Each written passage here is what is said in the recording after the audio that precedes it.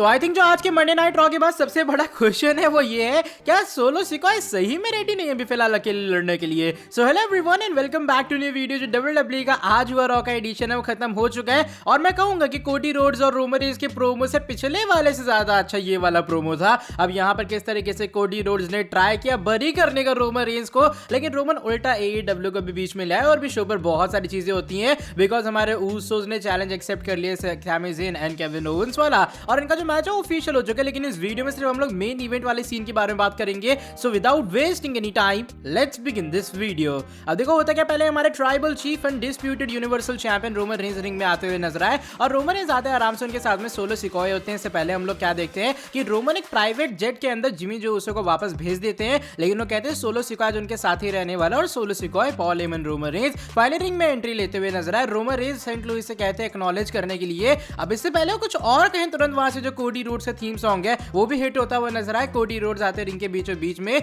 वो कहते हैं नॉर्मली जब मैं हाथ और रिंग के बीचों बीच में मैं पूछता हूँ ऑडियंस से कि किस बारे में मुझे बात करनी चाहिए, लेकिन लग रहा है ऑलरेडी यहाँ एक बात चल रही है और वो एक प्रॉब्लम के बारे में, सॉरी एक कोडी रोड्स प्रॉब्लम के बारे में यहाँ पर बात चल रही है। तो रोमन क्या तू मुझे डेफिनेशन दे पाएगा कि तेरे लिए प्रॉब्लम की डेफिनेशन क्या है और कोडी रोड्स तेरे लिए प्रॉब्लम क्यों है। अब यहाँ पर उससे पहले पॉल हेमन कुछ बोलने चले, यहाँ पर कोडी कहते हैं भाई क्या कर रहा है वाइज मैन, मैं तेरे से तो बात कर ही नहीं रहा हूँ, मैं बात कर रहा हूँ हमारे ट्राइबल चीफ रोमन रेंज और सोलो तो मुझे घूरना बंद कर। अब रोमन रेंज माइक लेते हैं, रोमन कहते हैं भाई देख पहली बात तू मेरे लिए कोई भी प्रॉब्लम नहीं है पहली, और हाँ दूसरी बात है मुझे प्रॉब्लम तेरे उस चीज से जो कि तू रिप्रेजेंट कर रहा है। एक तू प्रोफेशनल रेसलर है ना इस कंपनी के अंदर, तो घंटा प्रोफेशनल रेसलर है, तू स्टारडस्ट कंपनी के अंदर था, तू यहाँ से कुछ नहीं कर पाया, तू यहाँ से भाग गया, तू बाहर भागा, तूने एक प्रमोशन स्टार्ट किया, तू वहां पे भी कुछ नहीं कर पाया, तू वहां से फिर भाग गया, तू वहां से जब कुछ नहीं कर पाया तो वापस आया WWE कंपनी के अंदर ये दिखाने के लिए तू कितना कमाल का सुपरस्टार है। और तू क्या कहता है फिनिश द स्टोरी। 2 अप्रैल को तो कोई भी स्टोरी फिनिश नहीं करेगा, 2 अप्रैल को तेरे को सिर्फ एक मोमेंट मिलने वाला है।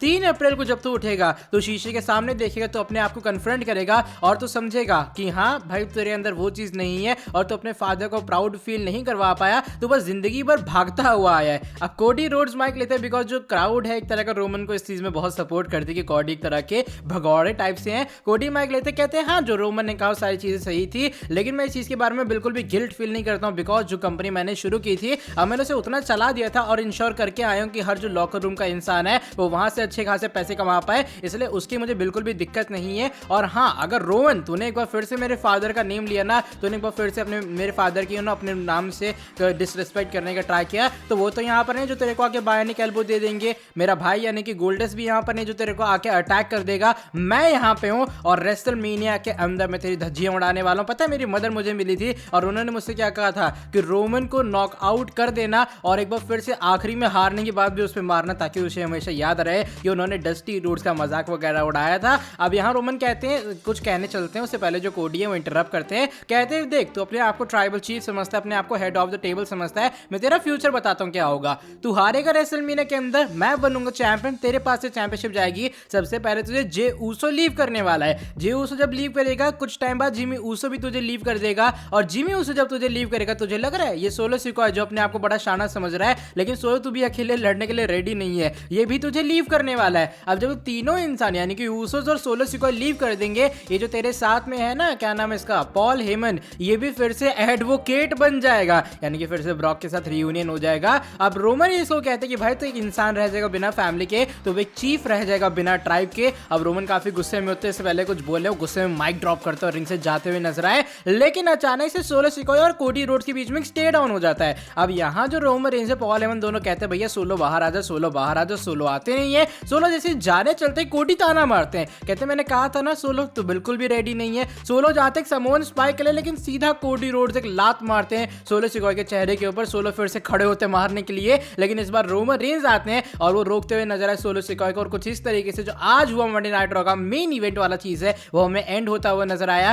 क्या सही में सोलो सिकोय रेडी नहीं है तो बाद में पता लगेगा, लेकिन हाँ Kevin Owens and Sami Zayn की अपॉर्चुनिटी भी हो चुकी, कंफर्म वो फेस करेंगे उसका। और एक उस आज का मेन मंडे नाइट रॉ का एडिशन, वैसे शो पर और भी काफी सारी चीजें थी जो कि हम लोग आने वाली वीडियोस के अंदर डिस्कस करेंगे, लेकिन भाई तभी आज की वाली वीडियो बस यहीं तक थी। अगर ये वाली वीडियो पसंद आई है फटाफट से इस वाली वीडियो को नीचे लाइक करना, साथ ही में जो लोग चैनल के ऊपर न्यू है सब्सक्राइब नहीं किया सब्सक्राइब करो चैनल को, बेल नोटिफिकेशन को करना ऑन। मिलता हूं आपसे आके नेक्स्ट वीडियो के अंदर बहुत ही ज्यादा जल्दी। Till then bye bye, take care.